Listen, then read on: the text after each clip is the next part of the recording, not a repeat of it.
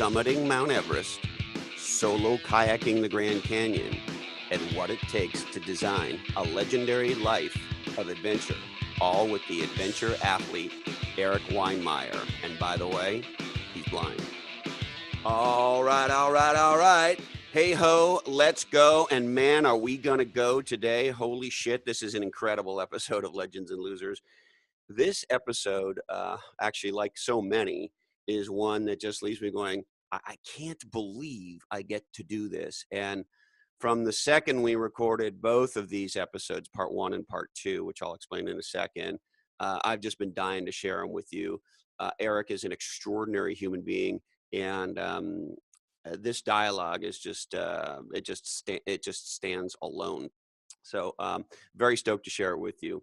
But before we do that, I also want to thank you off the top for your extraordinary support of Legends and Losers. You've just made us a smash hit show. Your reviews, your sharing on social media, your tweeting, your friending, your Facebooking, your Snapchatting, your whatever it is you're doing. And I think you're just talking a lot about the show because we hear that. One of my other favorites is people who give the show as a gift. You used to give the box set of old James Bond movies, or I don't know what, CDs to your friends and family. You can give them Legends and Losers, and people are doing that. And this quote from Sabrina Horn, who's who's our legendary guest on episode 27, the Grand Dame, or certainly one of the Grand Dames of PR in Silicon Valley. She calls us the podcast Silicon Valley needs. And the legendary author of Miracle Morning and amazing podcaster and speaker, Hal Elrod, has called us one of the greatest podcasts of all time. And stuff like that is incredible. And what's making that true is your sharing the show, your reviews of the show on iTunes and Stitcher and YouTube and all that stuff. And so again, thank you so much for listening and for making us such a big hit show. And thank you for tuning into this episode. All right, so let's talk about Erik Weihenmayer. And I'm not going to lie, I have a full-on bromance with Erik. He's an extraordinary human being. He's decided to design a life of adventure for himself. He's written multiple bestsellers, including his new one, No Barriers: A Blind Man's Journey to Kayak the Grand Canyon. This is a remarkable man who lost all of his sight at 14 years old. So let me tell you the kind of specifics. He's an American adventure athlete, best-selling author, activist, founder of a nonprofit, No Barriers, that does amazing things, and an absolutely mind-blowing motivational speaker. And you don't need to see a video of him giving a speech to get that. You'll get that in our dialogue. He is the first blind person to summit Everest, and he has summited all 7 of the 7 summits. And his big, high-profile, more recent adventure was that of soloing the Grand Canyon, which is what his new book, No Barriers, is about. And he's a man that's been on and continues to go on amazing adventure backcountry missions. He completed the 7 summits in September of 2002. When he was joining about 150 other mountaineers at the time who had accomplished that feat, but he was the only blind guy to do it. He's the best-selling author of Touch the Top of the World, A Blind Man's Journey to Climb Farther Than the Eye Can See. The Adversity Advantage, Turning Everyday Struggles into Everyday Greatness, and his new smash hit, freaking unbelievable read book called No Barriers: A Blind Man's Journey to Kayak the Grand Canyon. It is an absolute stunner and page turner. John Krakauer, the famous author, New York Times bestseller, the bestseller Into Thin Air, says that No Barriers is, quote, an inspiration to other blind people and plenty of us who can see just fine. Yeah, I can attest to that. Erik has been on Oprah, and he's been on the cover of Time magazine, and here he is now on Legends and Losers. So, Erik, what does it feel like to stand on the top of the world? Well, it's an island about the size of a single car garage, and it's up there at 29,000 feet. So you're sort of isolated. You feel out there, especially when you go above the south summit, you cross what's called the Knife Edge Ridge. and it's like a picnic table wide, and there's like, I don't know, an 8 or 9,000 foot drop on one side and a 11, 12,000 drop on the other side. And you're kind of scooting across this kind of corniced ridge, a couple feet wide. And you're thinking in your mind, like, guess it doesn't really matter which side I fall off of. Just, keep your mind clear, keep your mind still. The Sherpas on Everest have this very cool quote that I've latched onto and used a lot in my life. They say the nature of mind is like water. If you do not disturb it, it becomes clear. And so I think of climbing and a lot of the athletic stuff I've tried to do in terms of that Buddhist statement, which is, you can, when you commit to something and you're fully there, like try to engage in that moment and be there, like be fully present, observing, hyper-focused on what's around you, focusing, trying to push the fear back, not letting that fear and anxiety and the questioning and the doubting sort of sabotage you, become weight, and then like pull you away from the experience that you're trying to have. It's not to say that you're not trying to focus on all the potential things, like, okay, how can I get down from this situation? What's the weather doing? All that stuff, but just really being cognizant of your surroundings and your awareness expanding. It reminds me a little of that. You may have heard that famous Bruce Lee expression where he says, "Be like water." Yeah, it's the same. It derives from the same thing, which is, our minds, we're not packing more things into our minds. We're actually trying to still our minds. We're trying to get rid of all the muddy, all the viscous stuff that clouds our thinking and clouds our pursuits, and try to keep our minds still like a mountain stream. And I just love that. Like, how do you create the discipline in your life to make your mind more like a, beautiful, still, clear stream rather than, muddy, sludgy water that just is going nowhere? Yeah. And Eric, hey, if you move back a little or maybe push your computer further away. Yeah, now I can see your whole face. Before your smile was getting cut off a bit there. Yeah. But I know you can't see me, but I like to see you. Yeah. And so I see you in my mind. I'm way better looking, I hope, in your mind than I am in person. Nice.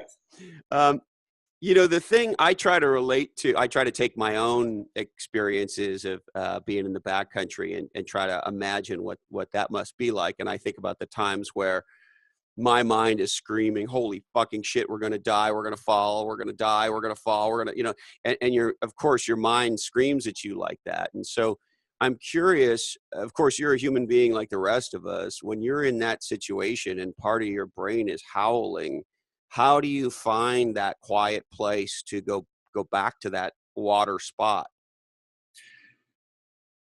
Well, I mean, look, I don't have the answers to all of that. You know what I mean? Because like I work with a lot of injured soldiers, and if you're like on the battlefield getting shot at and things are like so desperate where you just can't afford to pause, your mind goes into survival mode. I've had that happen sometimes, but when that happens, you're done thinking, you're done problem solving, you're done rationally thinking.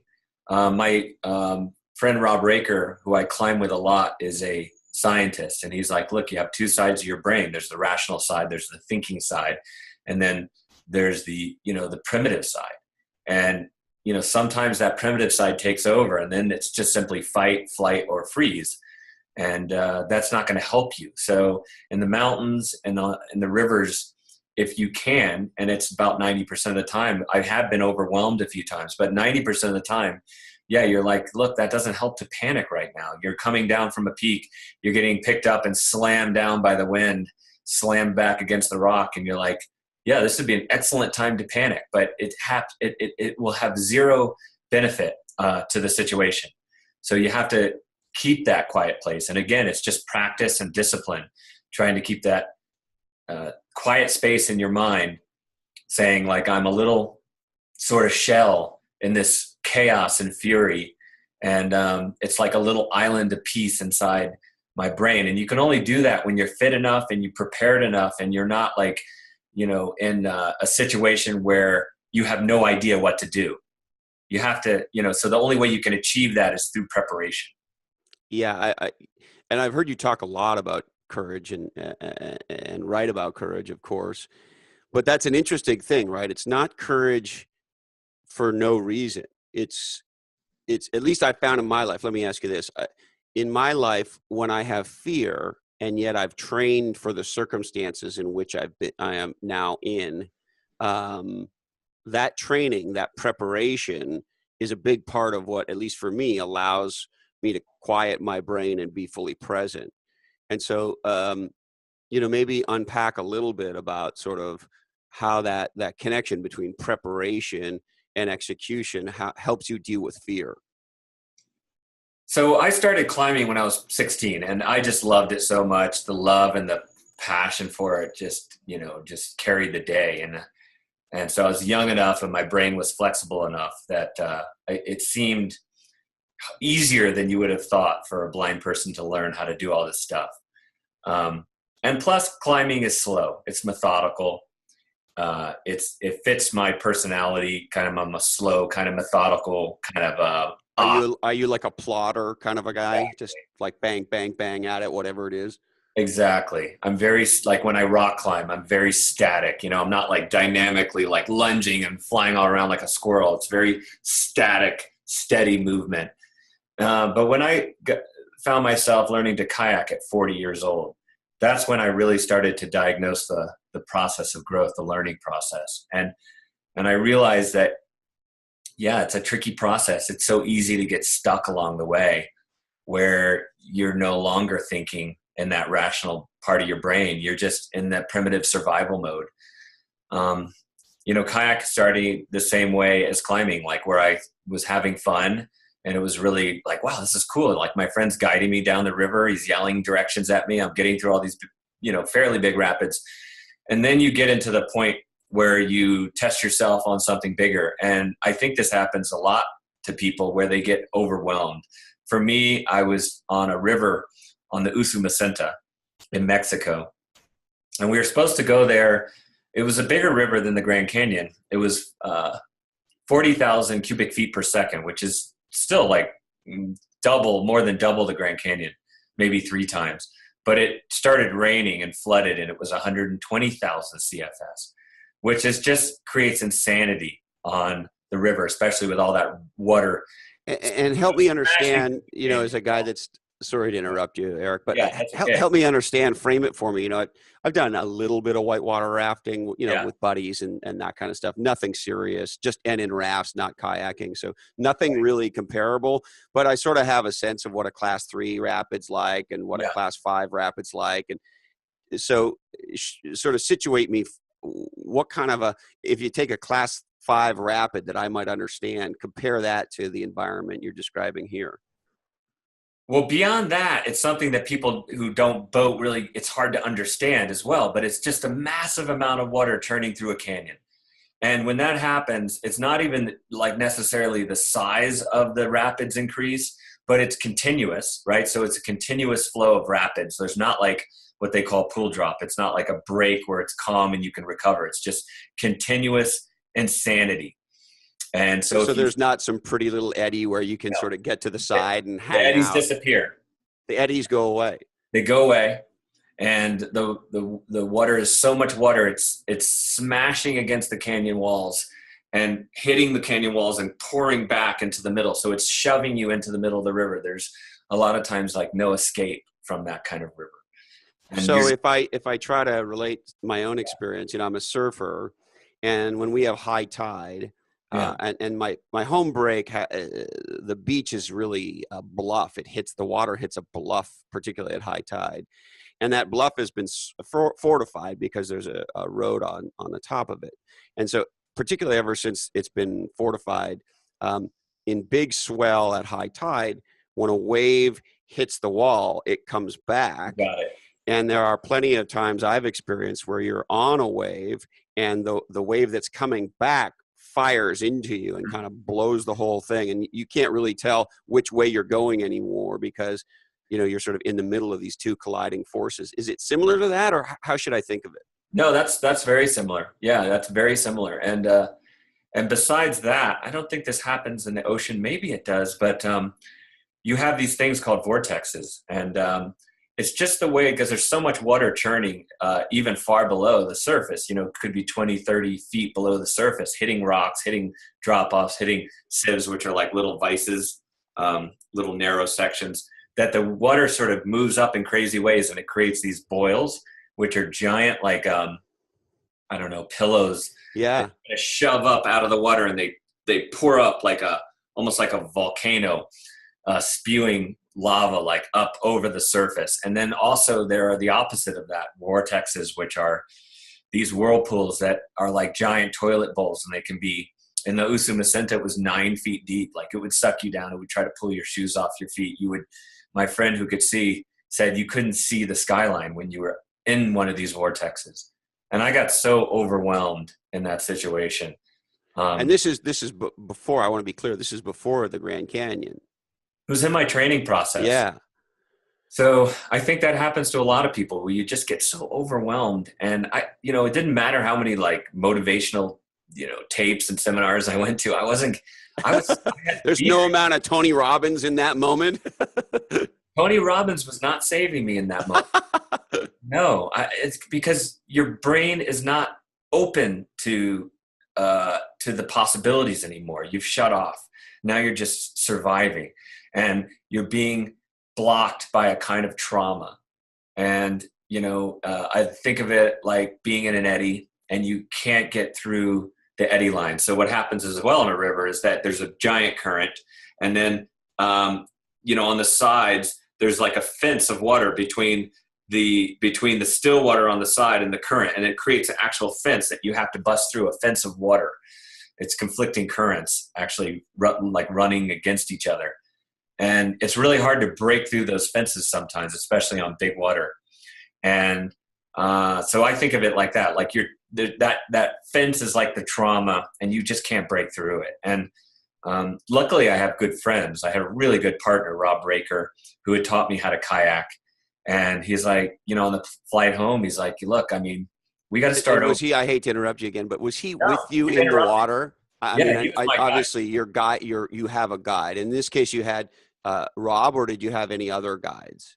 That year I had Rob and one other friend named Chris, and my friend Skylar, who was learning how to kayak. So I had and this guy, Rocky Kanto. So I had 4 folks who could kind of jump in and guide me, and they were much more experienced than me. How does it work, particularly with a gnarly section like this? Does one of the guides go ahead and sort of suss it out, so the other guides can sort of get a better feel for it, and then somebody's behind you, or you got it. Yeah, that's exactly what. So a guy is in front, and he picks the line. He's out there forging the line, like, because in a rapid there's a very specific map that you want to follow. So it's not like most ski hills where there are multiple lines. And sure, if you're in an avalanche prone area, you're going to be a lot more thoughtful. No, there could be multiple lines. There could be like a line to the left that's harder, and maybe a line to the easier that's. So it's a little bit like picking a ski line? It's exactly like picking a ski line, yeah, except the surface is moving. And there's that. yeah, there's that. And then the guy behind me who's yelling out directions. Eventually we discovered radios, these super high-tech waterproof radios that communicate in real time, almost real time. And they were Bluetooth technology. So that was cool. But at that time You got the Bluetooth to work, Erik? Sort of, sometimes. I mean, I can't get my phone to connect to a Beats pill, for the love of God. I don't even think it was the Bluetooth that failed. It was a lot of times, like on the Grand Canyon, we ultimately discovered that there's so much silt in the river that the silt was actually going through the membranes of the waterproof material, and it's such fine silt, so it was blocking off the sound quality. So it would be like, Charlie Brown's teacher going, and I'd be like, is that a right or a left? And then I'd rock. So at the time, though, they weren't working at all. So my friends were just yelling at me. But anyway. So one guy picks the line and goes first. Yeah, and the guy's yelling directions, hard left, hard right, charge, meaning charge into that rapid. And are you following? Like the 4 of you are going down in a line? two guys sometimes, or one guy can go down to the bottom of the rapid and sort of be there in the eddy, like below the rapid, wherever that may be, and sort of be there to pick up the pieces if somebody pulls their skirt and swims. So yeah, ideally you'd have a person or two in the eddy below. You'd have a guy picking the line. There'd be me, and there'd be a guy behind me. And if you have a bigger team, then you can even have what's called the Hail Mary. So if anybody swims, they're in the very back surveying the whole riverscape, and they can sort of be there to spot problems. Like, let's say you get pulled into like an eddy or into a section of the river to the right or left where you don't want to be in. You're like stuck in there getting swirled around in a hole or something. That person can potentially help you out. And so in this particular situation where you've got such high water and obviously it's rushing at massive speeds, and this is supposed to be your training run, right? So I'm assuming it's supposed to be a little easier than what you're preparing for in the Colorado. Are you able to sort of set everything up as you describe it, even in that kind of a circumstance? No, because it was all like so overwhelming to me. The rivers were so different from mountains. And so I was sort of constantly in this overwhelmed state. And so when you're training, when you're trying to learn something, there's like a balancing act between, trying to push the envelope, but not getting in over your head where you fall into that survival mode, that primitive side of the brain. So when I got off that river, believe it or not, I had gone backwards. I was a worse kayaker than when I started that river. And so because the shit had been scared out of you so much, or why were you worse? I just lost my confidence. I got into one of these whirlpools. I got sucked down. I got pulled out of my kayak, and it created kind of a mental trauma, like a block in my brain, where, the fear was sort of like, it created kind of a darkness in my mind, a kind of where like it sort of like ruined my days. Like I would try to like put a brave face on, but I thought like I'd think about getting back in the kayak, and I'd have a million reasons why I should not get back in that kayak. And I had the fear I'd lost my role, like because so much of like learning is in your brain. So I had lost my combat role. I was only hitting my role like 50% of the time, and so it just completely threw me into a situation where I had gone backwards. And was it one of those experiences where intellectually you should be able to overcome this, and you've overcome tough things in the past, but it's almost like it gets buried in your subconscious? Is that sort of the level of fear we're talking about? I would say it was pretty overwhelming fear, and there was no that sometimes I could intellectually talk myself into things, but the fear was in charge. And it was fascinating to me because that was something, I'd founded this organization called No Barriers, and we work with people who have physical challenges, but also the majority of our population are invisible challenges. They're people who have had trauma, who have survivors sort of, and a lot of vets who I got to believe some of whom have PTSD and things along those lines, right? Well, I would say more than a few. I would say a lot. Like it's they even say like post-traumatic stress disorder. It's not really a disorder. It's a reaction that the brain has to overwhelming circumstances. So when the brain gets overwhelmed by, death, it can create this kind of, as I said, trauma in the brain that then becomes like a physical force, like a force field that you cannot break through. And so it's funny, conceptually, I had worked with all these soldiers and helping them work through PTSD, and had found some really cool ideas through No Barriers, through our journeys, to help them kind of find their way home and break through those barriers. And then I'm sitting after the Usumacinta going, wow, like it's harder. I'm living this experience a little bit. Nobody was shooting at me or anything, but I was having dreams where I was floating down the river on that Usumacinta kind of canyon, and I was getting sucked down into this hole, and I had no guide, and it was just being sucked into nothingness. I would just, like, the river was going to suck me down into nothingness, and I would just wake up sweating. And And so I didn't really know how I was going to get through that. And so it was really, you hear people talk about these things like quote unquote night terrors. That's what it sounds like. It was 100% that, yeah, and it was a repeating dream. The other thing in your book, No Barriers, about your trip down to Colorado, I forget exactly where you were, but I made a note of it because there's this story you tell of you're talking to Harlan, and you're having this experience of setting up a tough section, and you write in No Barriers, quote, "I've never been so terrified in my life," and I called it out because I thought, wait a minute, you've done the 7 summits and you're fucking blind. Like, what scenario needs to be happening for a guy who's done the 7 summits fucking blind to say, I've never been so terrified in my life? Well, as I said, climbing is sort of funny. You can stop. Skiing, you can stop. You can regroup. In kayaking, there is no regrouping. You could, depending on where you are, you could sit down and relax for a second, right? Yeah, exactly. In kayaking, you're sitting down the whole time, but yet there are no breaks. You are going into utter chaos. In the next 2 minutes, you are experiencing things so crazy, so fast. It's sensory overload, especially for me, not having my sense of sight, and knowing that I have to react so quickly to these things, and knowing that I'm listening to a person, and the river has a mind of its own. The river will shove you left or right, depending on, as I said, these currents and these things happening to your boat. So, my friend could set me up for a right, and I could move to the right, but yet the river has actually shoved me left. So I'm going left. I'm 10% off angle, and I'm going into a part of the river where I don't want to be.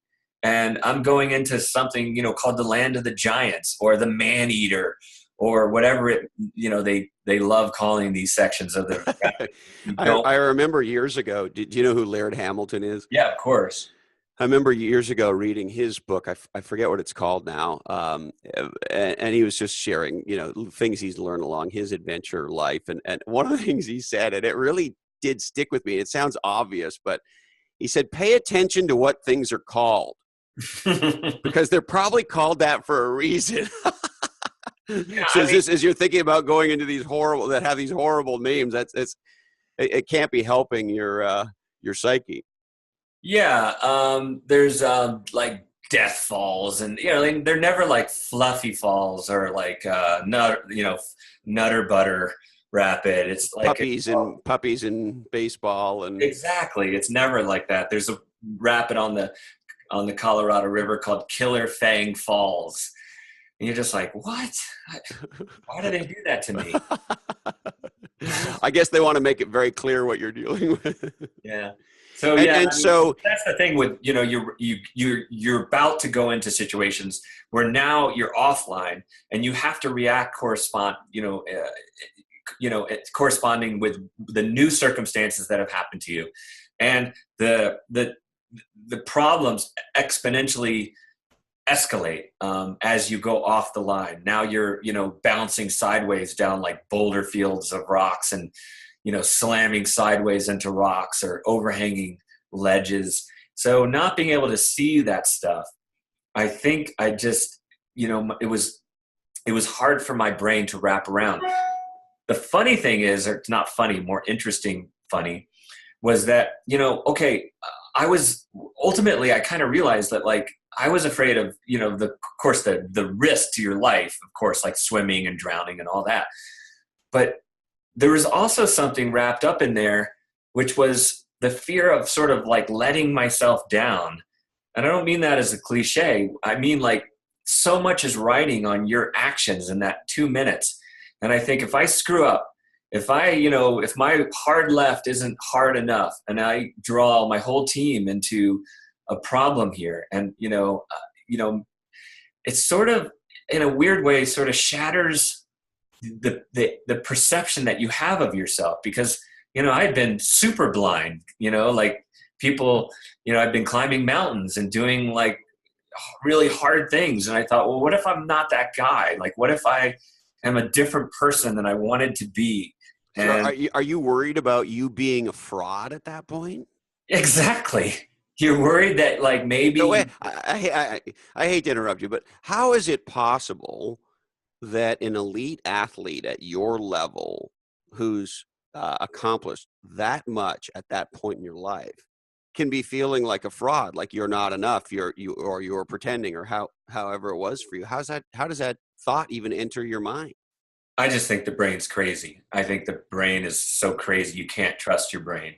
I've always struggled with this idea where you're like, you remember reading the Secret Life of Walter Mitty. He had this famous short story. He had all these dreams of like being a submarine captain and, flying planes and being this heroic adventurer. And really he's like sitting in his car getting groceries, Yeah. waiting for his wife, getting groceries. And it's like, well, so I've always sort of struggled with that. So what do you mean by you can't trust your brain, Erik? Well, your brain sabotages you, like being on mountains when you're suffering and you're experiencing pain and, you're about to go up, say on Everest, 29,000 feet. You're leaving at 9 at night and you're stepping out of your tent. You say, to yourself, your brain says like, flee, get down. This is not a good decision. And it's basically, I think, your brain trying to protect you. It's a sort of evolutionary thing that your brain is trying to keep you safe. And clearly going up to 29,000 feet is not what the brain intended for survival. So in the modern world, I think in the world we live in, I think you have to sort of understand that, we can't necessarily, our brain is not necessarily trustworthy. It's not always an ally to us. There's something deeper that we have. And so how do you distinguish between, because I find this such a fascinating topic, the fear, the fight or flight fear that shows up for all of us, that's worth listening to. We're walking home one night and we take a wrong turn and we're in a bad spot, and that you can't see, but I don't have any hair, but I still have a few little hairs on the back of my neck, and they stand up, and you think, holy shit, I'm going to get fucking mugged and murdered here. I need to get the fuck out of here. Right. So we all have that experience. And, to go back to the Laird book for a second, I remember one of the other things he said was pay attention to that little voice inside your head. Like, and I've heard other extreme athletes say that, there are times where they go on a mission and they just say, you know what, not today. They just have some sixth sense. So whether it's a specific circumstance causing the fear or a sixth sense causing the fear, I guess my question is, how do you know when to listen to that and when to say, fuck it, that I'm going to go, down this section or across this, terrifying pass or whatever it is? I think, well, one, you're making a great point. So I'm not saying like go forward in a reckless way. I've always been really, really prepared. Like I train like crazy. I surround myself with really good people that I can trust. And I'm working constantly on systems and strategies and tools and technologies, going through that pioneering sort of exploration. You don't consider yourself a daredevil? Not at all. Yeah. Not at all. In fact, as I've kind of alluded to, I'm kind of, struggled with fear, especially in some of the, big things I've done, kayaking or solo paragliding. So you could write a book on the subject of fear, whether to trust your fear, because sometimes, yes, fear is an ally. Maybe you should. Yeah, it might be interesting because, it's a lifetime. And even folks as good, as world-class as they are, some of these world-class folks, they die young. And so that it's a clear signal that you can't really trust yourself. And so if you weren't willing to lay it out there, you would never summit anything. You would never kayak anything. But yet at the same time, if you're just throwing yourself down these things, despite the facts, despite the circumstances, despite the data, then you are, you're looking for a short life. Either that or you're starring in an episode of Jackass. Exactly. Yeah. Uh-huh. And I've never wanted to star in Jackass because being blind. Me neither. Being blind is a deficit enough. I don't need more deficit against me. I don't need more chaos. It just happens along the way. So so yeah, how do I know when to listen to that voice and when not to? I mean, I personally really want to know because, of course, I experience that voice, and I don't compare myself to you as an adventure athlete. If you are, the MVP of the NBA by way of example, then I play pickup basketball on the weekend with a couple buddies. So I don't compare it in any sense that way, but it doesn't mean I don't find myself in situations where I'm shitting myself. And so, is there a way to distinguish the sort of good fear from the sort of fear that's holding you back, so to speak? Yeah, I think there is, but it takes a lot of work. And like it's like going into a rapid. At first you feel like you're going into chaos, but if you stop and you understand your environment, you try to like look inside yourself and understand yourself. If you try to look and just be discerning, you eventually begin to know your brain and know when it's sabotaging you and know when it's not, know when it's something worth listening to and know when it's just trying to screw you. And if, leaving at 9 o'clock at night on Everest, it was a, clear night. And, the winds were relatively okay. And I had my team ready. There were 13 Westerners and 8 Sherpas all leaving the tent.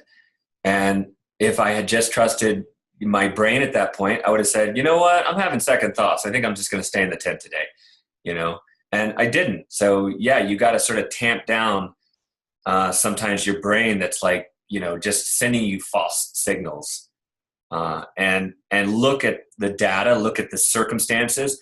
At the same time, like I've been on rock faces where, we've been getting turned back time and time again from weather, and we get to a point of no return on a giant rock face, and the black clouds are just like building up behind you, and you just emotionally want to go so bad. You're like, I've been skunked on so many faces this summer. Let's just go for it. And we go for it. This is a real story. We summit about like 8 at nighttime. It's raining on us. It's lightning. The lightning is exploding all around you. You got all this metal gear on you. You don't know how to get down because it's dark. My friend's running around trying to figure out the way down. And you squeak down. By 2 a.m, you're at your car, and you've squeaked away from, from this possible disaster that could have happened. If you do that too often, you will get screwed. Your luck, will run out. And so you have to be so careful about how to decide when to push forward and when not to. But despite even the best circumstances, I think your brain is still going to try to lead you astray. Be screaming at you. And yeah. Screaming at you. Sort of, I look at it like sort of, we all have these like squatters, like in an abandoned building. And they're just those like annoying squatters that are yelling at you, like from the sidelines, trying to screw you. And so I think that idea of keeping your mind still, back to that Buddhist philosophy is, and I'm not a Buddhist or anything, but I definitely believe that there's something in this in terms of telling those squatters to shut the hell up and really trying to push them back and to the periphery. I don't think you can ever completely silence them, but you push them to the periphery, and you're really aware, you're hyper-focused. It's an amazing thing that happens sometimes. I was on a rapid in the Grand Canyon. It was called Upset, and there's a giant hole that you do not want to go in. And I had been sweating this rapid. One of my teammates had done the Grand Canyon before, and he had gone into this hole and gotten what's called subbed, which is like you get held down for a long time, and he barely came out. And I did not want to go into that giant hole. And Harlan was like, look, dude, you're sabotaging yourself because, you're fearing that hole so much that you're going to like screw up all your reactions and all your behavior and all the things that you already know how to do. And he's like, you just have to sort of push that stuff out and be here. And so I went through that rapid. I really I'd worked on some things with I could, work on my breathing, like breathing techniques and trying to slow down. It's funny. I was just about to ask you about the breathing. I have a good friend and adopted brother, Erik, who's a master sensei, Mm-hmm. Kyokushin karate, as well as a whole bunch of other things. But and one of the things he always says is the most relaxed fighter is the fighter who wins. And if you're doing anything physical with Sensei Sitan, what he says to you is, in his accented voice, he says, "Relax," and then you keep doing whatever it is the exercise is, whatever the drill is, and then he says, "Relax more." And Yeah. and I find myself like last year, I was in Fiji surfing, Yeah. and I was sitting at the outer edge of my comfort zone, Yeah. and it felt like the swell was building, and most of the guys in the water were way better than me, and I could feel, my anxiety building, like, holy fuck, that feeling that we get in those situations. And I could just hear his voice in my head, relax, relax more. Well, And that I guy. just started to do those breathing exercises. Yeah. And then all of a sudden, the anxiety went from, maybe a 8 or a 9, probably down to a 4. That guy's right on. I mean, those guys are right on, and that's essentially what Harlan, in my book, who guided me down the Grand Canyon, was saying. Like, it's part of, He's that guy, he is certainly that in guy the on the no river. barrier story, right? So this discussion reminds me a little bit. I'll never forget taking my backcountry avalanche training and talking about the instructor talking about the importance of what he called team dynamics, Mm-hmm. and that everybody on the team have sort of the same definition of what a successful mission or adventure looks like, and being able to communicate about that, because if you don't, Mm-hmm. bad things happen. And so I've always taken that to heart. And I have found myself at times in the backcountry, particularly in the early of my backcountry experiences, with some people I don't know. And you'll do this climb and we'll be discussing the line per our discussion earlier. And like some guy will just say, fuck it, and take off. Mm-hmm. And Yep. I think, you know what? I'm never fucking going anywhere again with that guy, because you don't get to do that, right? Because No. in my world, our definition of a good time is we have a great time today and we get to do it tomorrow. And we also appreciate and understand that we have to work together as a team, and that when one of us commits to something, we're all committed because we're in the backcountry, right? And so if I take that as a kind of a context, and then I layer it into your world in these parts of our discussion here, Erik, of being on a river, but yet having that same dynamic. So I guess my question is, tell me about team dynamics and what they mean to you and how you guys make that work. Well, you have to have a team that you can rely on, of course. And so, yeah, I'm always constantly trying to build teams that I can trust. I can put my life in their hands. They can put their life back in my hands.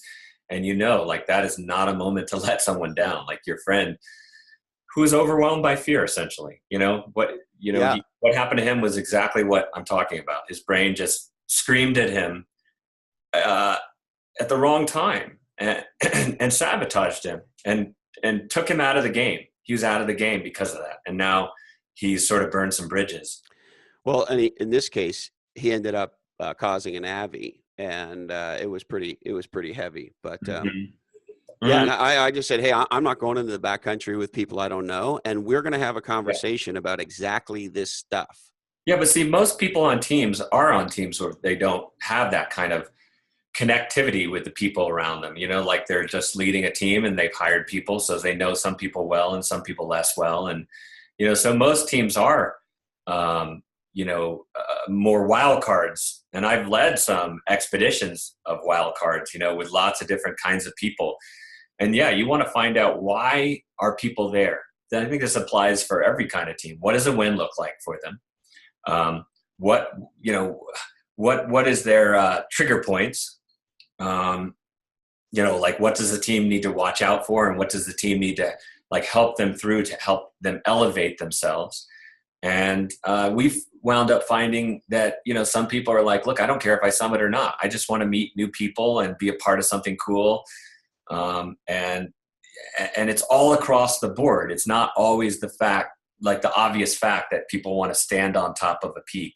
So I think as long as you have enough information about, what does the win look like for your team, I think you've stacked the odds in your favor. Yeah. Now, if I could ask you to take me back to maybe the 2 hours or so before you actually get to the top of the earth on Everest. You'd mentioned a little bit earlier that that last section is a pretty challenging one. Uh, could you take me back there and take me up Everest with you? Sure. Well, one is the Khumbu Icefall was the hardest part for me, for sure. The Khumbu Icefall is right out of base camp. It's kind of a blind person's worst nightmare. It's almost 3,000 feet of jumbled up boulders of ice of every size imaginable. There's skyscrapers down to, baseballs. And how steep is the angle? It's imagine imagine class 5 whitewater, but now then imagine it freezing and it looks like it's ice. It's essentially a glacier is a river of ice. And what happens is the tongue of the glacier is running down the mountain, the Khum, the valley, and it collapses under its own weight because it reaches a cliff and it kind of reaches these rocks that kind of squeeze it together. And it collapses under its own weight and it tumbles down the mountain. And underneath, at the very base of it, there's this it's so compressed, the ice, they call it plasticine. It's like kind of liquid plastic ice. And then on the top, it's all brittle. And so it's exploding and breaking apart. It moves about a meter a day, they say, the ice fall. So it's like, just imagine like an atom bomb exploding and on a smooth glacier, and then you're walking through it. It's like giant seracs, which are like needles of ice sticking up and like hovering over the trail. You're weaving and bobbing. The trail is constantly collapsing, like where maybe one day there's a tiny little ice trail and the next day it's like 40 feet. It's just gone. It's vanished. Or giant mounts of rubble of ice have like collapsed over the trail. There's crevasses that are 50 feet wide that you have to cross on ladders. You're stepping from ice boulder to ice boulder with huge drop-offs. Those boulders are rolling and shifting under your feet. And excuse my ignorance, but I assume you have crampons on? You have crampons on and ice axe, and some of those sections are fixed, meaning like they have ropes that anchor you to that section so that you're not going to fall to your death. And how much, Eric, are you carrying on your back in your backpack? You're carrying like a typical expedition. The Sherpas help a lot. They carry the majority of the team gear and they do a lot of the riskiest work. Like, for instance, all the teams get together and hire a team of Sherpas they call the Ice Doctor, and they're actually navigating their way through the ice fall, actually maintaining that route because it's on a daily basis, it's changing. So obviously you're not picking the line. No, the line is fixed, meaning it's set, but it's always changing. So those Ice Doctors are up there every day changing the way through. And there's a lot of avalanches and weird activity in that ice fall. So for me, like never being able to take a step and knowing whether it was going to 100% come down on another boulder of ice or was going to, every step was different and every step had the potential to kill me. So it was just really challenging. It took me 13 hours to gut my way through the ice fall. And that's way too long. So what would be a quote unquote normal I'd say people their first time through maybe do it in 8 and then they kind of keep increasing their time because you don't cross through the ice fall once, you cross through it 10 times. So and other than the obvious that you don't have sight, but were there other things that made that longer, that 8 hours, 13 hours for you? No, I mean, it was just essentially like it's like I'm good when I can like feel my way up a rock face or a big vertical face of ice. But this was like, traversing long ways where like huge drop offs on one side or the other. And every step being different. It didn't really meet my strengths as a climber. Yeah. So. And having read your work and, heard other dialogues you've had over the years and read you in a lot of the men's adventure porno mags and stuff, the impression I have, Eric, is you want to take time to enjoy the climb. I've been on outdoor adventures with people who they want to get an adventure that, might take 10 hours to really enjoy and try to do it in 6 because they're trying to be cool or macho. You seem like the opposite of that. You want to enjoy your time and you're not viewing it as a race. And B, of course, it seems like you're very, very thoughtful about the safety of yourself and your team. And so is that adding to the length of time on this? You're just saying, hey, listen, I feel uncomfortable here. I'm going to take my time, and it's going to take whatever it's going to take. Is that your headset? No, I mean, I've never been into like speed records or anything, you know, but, you know, it is kind of fun. Like I climbed El Cap last year, El Capitan, and I climbed a route in a day with my friend Hans Florine. So, so I'm not like slow in certain situations, but on the Kumbu Icefall, I definitely was slow. It was just the terrain was so non-conducive to a blind person, and so you want to go quickly through there. So I felt so bad because I was putting my team at risk. Quickly because of weather changes? No, because when you start out, it's cold. Mountains are extreme. So the mountains, the temperature is extreme. So in cold, the ice contracts, and in the heat, the ice expands. So you start out in the coldest part of the day at like 4 a.m, and then as the heat expands the ice, those seracs start to break off and collapse. Trails start to splinter apart and collapse under rubble.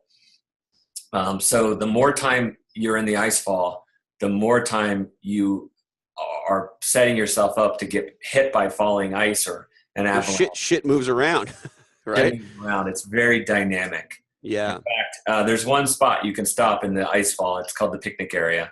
And it's kind of a joke because it's not really a picnic area, but you can kind of stop for a minute. They don't have puppies and all that other wonderful stuff there in the picnic area. Yeah, they name it the picnic area rather than like death camp or something. So at least it made you feel a little better at the time. But you're sitting there, you know, eating a bar or something, and you're hearing the ice just, it's like groaning and expanding under your feet, and you're like, let's get the hell out of here. This is not a picnic. This is not the picnic area that I want to be in. So when I got to the Kumbu Icefall that first time, well, the first time I actually didn't even make it. I turned around halfway through, and I just was like, I guess that's the closest I ever as well came to being overwhelmed by these circumstances, because I felt like I was trapped, like I couldn't escape from all this ice, you know, where like I couldn't move fast. You know, if I tried to move faster than I could as a blind person, scanning every step with my pole and axe, I was going to fall to my death. So I realized like there was no quick escape for me. And so I think that just really freaked me out. And, but my second time through, I made it through in 13 hours, and I just gutted my way through, you know, and I tripped over a little crevasse. I was literally 100 feet from Camp 1 at 20,000 feet. I was through the ice fall, and my friend tried to reach out and grab me, just to steady me. And he had an ice axe in his hand, and he bashed me in the nose with his axe. Oh, fuck. With my nose. I think I broke it because it curves to the left now. And so I think I had a broken. Hey, you know the good thing about that, Eric? Yeah. Chicks dig scars. Oh, I got a lot of them. I got scars I got a lot. I got many war wounds, but yeah. So I was really disappointed that first time I broke my nose was on a surfboard. I did a stupid thing, of course. I went to go take off on a wave, and then I saw the wave was kind of going to close out on me. And so I pulled out, but I was committed. Yeah. And so the wave had the board, right? So the board shot forward. Of course, it's on a leash. And then I come up, and the thing comes firing right back at me, and the rail right in the nose, smash. Worst. But I was really hoping I'd have like a full-on boxer's nose, like a completely smashed in, you know, because I'm a guy who shaves his head because I don't have much up top. And I thought, you know, if my nose is really smashed in right near my eyes there, that's like the classic boxer nose. Like, that'll be awesome. But unfortunately, it kind of healed pretty well. So I was disappointed with that one. But your nose, I could see there's a bit of a curve in it, but I wouldn't necessarily know that's from an injury. I either got a crooked nose or a crooked face. Hey, hold on. I'm going to tell my buddy I'm going to be a tiny bit late. Text John Orth. What do you want to say to John Orth? Hey, John, so sorry, but I'm going to be about 20 minutes late back to the house, period. Hope everything's still good, period. See ya. Send. I'll send your message. Sorry about that. No worries. And, so I broke my nose. And I felt like I was going to pass out. And you don't just cross through the ice fall once, you cross through it 10 times. To acclimatize and set up your higher camps. You don't just climb a mountain straight up. You climb it like up and down and up and down. You try to push the envelope higher and higher each time. So I knew that was just my first time. Just so I'm clear, you go up, you achieve whatever elevation you are hoping to achieve that day, plus or minus, and then you come back down to camp.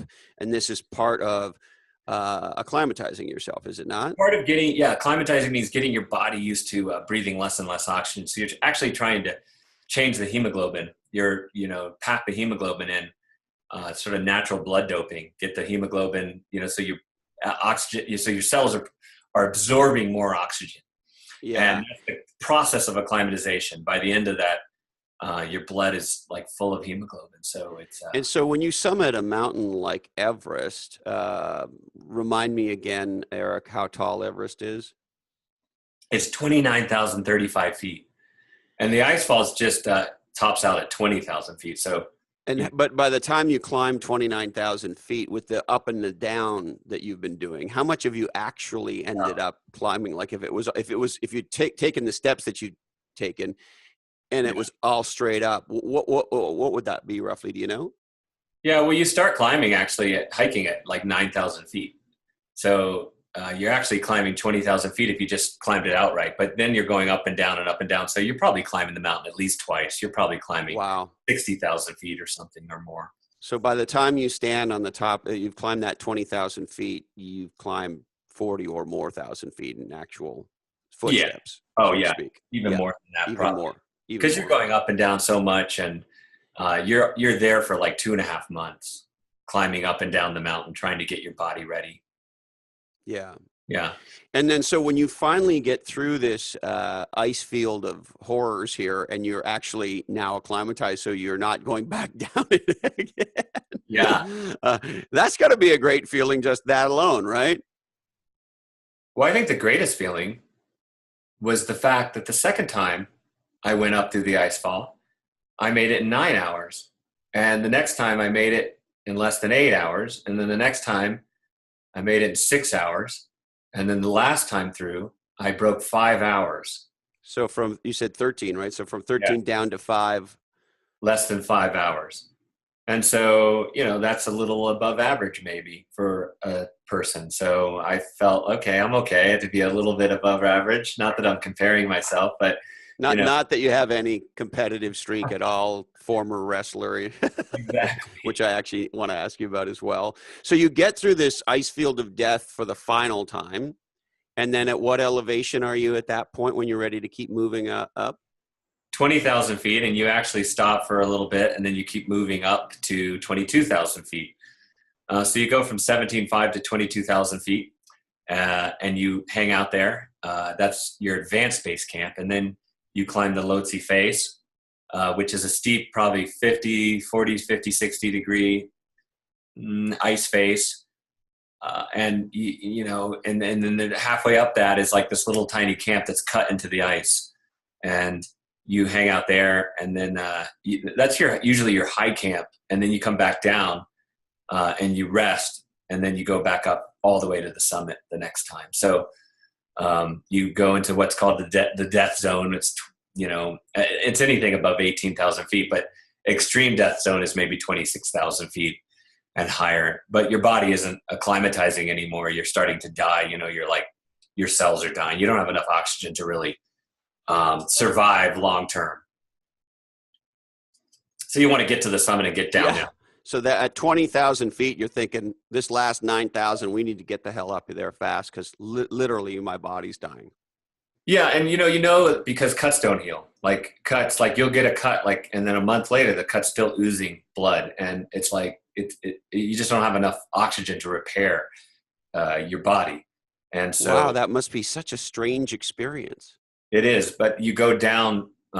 We took a foray down to 14,000 feet, and immediately everything heals. Everything heals up, and you feel so strong. You feel like you're like you got rocket fuel inside you. How trippy that must be as an experience. Yeah. So you get past 20, and now we're on a quest for the last 9, right?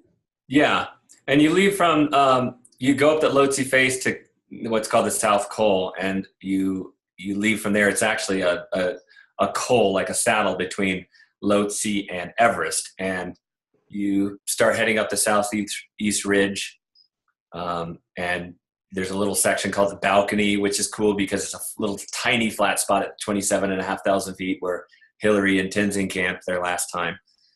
You know, they were cutting steps. Is there any kind of a marker there, or do you just have to know that You just spot? know. You know, it's the only flat spot, you know, that they could have possibly camped. So you kind of, and it's not even that. Do their angels talk to you when you get there, or is anything particularly awesome there? Well, no, but at the balcony, we were in a big storm. You know, the storm came in, it was snowing, it was starting to blow, there was lightning exploding. You know, you're pretty exposed at 27,500 feet with this lightning explosions all around us. And we're thinking, okay, like, we can't go in this weather. So we're all just like huddled there. We're huddled there for an hour. We're getting cold. And my friend at base camp, who was monitoring the weather on the satellite system, he said, this weather's moving towards the north, and it's moving pretty quickly. He goes, I can see that it might pass you by. It's like moving in a wave. So he goes, if you just hang out, maybe it might pass you by. And it did. My friend looked up, Chris Morris, and he said through the clouds you could see a star and then a couple stars. And so we decided, okay, on the basis of that improvement, we'll keep pushing, and we pushed, and the sun came out about 4 or 5 in the morning. I felt the sun on my face, and we reached the summit. And it's a retroactive sport because you are not celebrating necessarily, because most accidents happen on the way down. You hug, you cry, you cannot believe you're there. But you also know you got to keep your guard up, because you got to make sure every step counts on the way down. And it's a long, long, long way down. And, obviously I don't have anywhere near the climbing or hiking experience that you do, but in some ways I've found going down can be a lot more scary. It is, because if you fall on the way down, you're going to cartwheel down. If you fall on the way up, you fall into the mountain. So yeah, it's easier to self-arrest. I fell on the way down, but I was, I had a good self-arrest. So I just fell. My feet skittered out from under me, and I fell on my butt, and I just rolled over, and bam, and I hammered my ice axe in, and I was good to go. But yeah, sometimes if you don't have quick reactions, you're tired, you trip over a crampon strap on your ankle or something like that, and you take a big old fall, and that's ugly. That's really, really bad. Yeah. And compare and contrast for me K2 and Everest. Well, K2 is harder than Everest. It's less people have summited K2. It's got a little bit of avalanche danger, and it's also really steep near the top. So even though it's not as tall, it's actually harder. My friend Charlie Mace on my team summited K2. He's one of the, 20 Americans that have summited K2.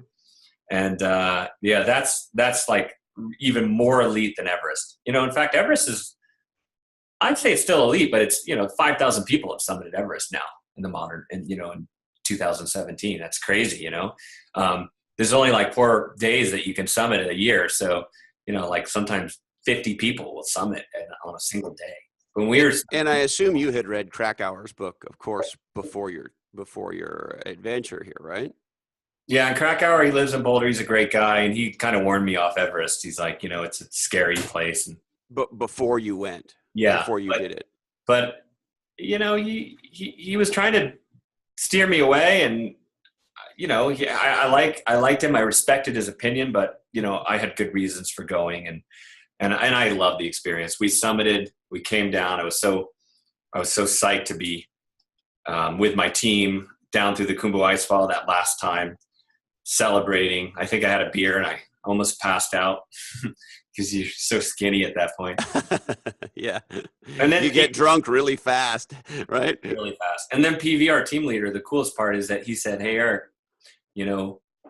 Everest was a big accomplishment, but don't let this be the greatest thing you ever do. And I'm so glad you said that, because I was just about to ask you about that line. Like, what did that mean to you? Don't let this be the greatest thing you ever do. Well, it basically meant like you either stop in your tracks, those successes become adversities in a way. They become your funeral, or you launch yourself forward towards new discoveries. And so the last 17 years of kayaking and building No Barriers, the organization, it has been a great adventure. And Everest was really just the platform, was just the catalyst. Even though it was an amazing adventure, it was the catalyst to more excitement and fulfillment and purpose in my life. So I'm really psyched that the last 17 years have been really productive. Whew, there it is. That's part one of our conversation. And as you could tell, we just got into so many topics and we're having so much fun. We decided to do a follow-up. And so with a few weeks, I can't remember exactly, but a handful of weeks in between, we shot what you just heard. And then we shot its follow-up, which is the episode sitting behind this one for you to enjoy. And if you like this episode and our follow-up episode with Erik, you will love episode 12, By Any Means Necessary, with U.S. Olympic judo athlete, the legendary Colton Brown. You can check us out on tour with our friends at NetSuite, #1 in cloud ERP, on the Next Ready Business Tour. For information on the tour, I'll be out giving a talk. I'll be there with Jason Maynard, a legendary executive of NetSuite, as well as some of their customers, talking about the future of business and technology. I, of course, will be talking about category design and doing book signings. So if you want some information, you can send an email to blackhole@legendsandlosers.com. And you can check out legendsandlosers.com and click on NetSuite Tour. So the dates we have right now: San Diego, August 24th, Toronto, September 19th, New York, September 20th. The beautiful Denver on the 26th of September, and then smoking hot Miami on November 9th. Please subscribe on iTunes, Stitcher, and YouTube. You can also subscribe to our mail list at legendsandlosers.com. Remember, this podcast is not free. We love those reviews. They drive podcasts. Keep them coming. You can find us on facebook.com/groups/legendsandlosers, at legendslosers on Twitter, and you can email us blackhole@legendsandlosers.com. All right. We would like to thank HarperCollins Instant Classic Play Bigger, How Pirates, Dreamers, and Innovators Create and Dominate Markets. Equity Directory, connecting startups to the talent and resources they need to build a legendary business. Our dear friends at onelifefullylive.org, the nonprofit helping you dream, plan, and live your best life. Go to onelifefullylive.org. Get information about our upcoming conference in Sacramento, California. Bixen 2, the legendary future hackers, helping executives produce the legendary outcomes they want by hacking the future they want. One of the top podcasts in the world, Achieve Your Goals, with our friend Hal Elrod and the legendary John Berghoff. Interview Valet podcast, interview marketing. Get your ass on some podcasts, get some business done. Our good friends at Angel Island Care on Maui. Professional nannies, certified in CPR and first aid, caring for your little angels on the beautiful island of Maui at islandangelcare.com. Our friends at Habitat for Humanity, building new futures. Matt Hansen and the team at Tahoe Truckee Homes. Buy a house in Tahoe and make your mountain dreams come true at TahoeTruckeeHomes.com. Project Reload, the new movie, quote, a veteran's work, the Project Reload story. It's awesome, it's cool, it's legendary, and it's now on YouTube. Project Reload, the project, a veteran's work, veterans work, the Project Reload story. Millionaire Mindcast, the awesome hit podcast by our friend and guest, Maddie A. A Spectacular Catastrophe and Other Things I Recommend, the amazing new book from our friend and guest, none other than Dushka Zapata. And Rapid Media, legendary marketing, media, and communications in Australia at rapidmedia.com.au. Today's information is provided to you solely for informational purposes. This oddcast is the sole property of the Legends and Losers Oddcast Network, and we love it when you share the shit out of it. We must warn you that all Legends and Losers episodes are produced in a studio that contains nuts. Just look around. This episode was not tested on animals. We'd like you to teach entrepreneurship. Keep your eyes on the road and your hands upon the wheel. Listen to Chris Cornell. Rest in peace, Jack O'Neill. God bless Adam West. Introduce two people you love to two podcasts you love. And hey, it's okay. Go ahead. Pee in your wetsuit. And Colin, this oddcast really ties the room together, doesn't it? Our apologies go out to Elizabeth Holmes, the Chief Executive Officer of Theranos. Sorry, Lizzie, we just ran out of time for you. That's it. Be legendary, my friends, and we'll see you soon on Legends and Losers.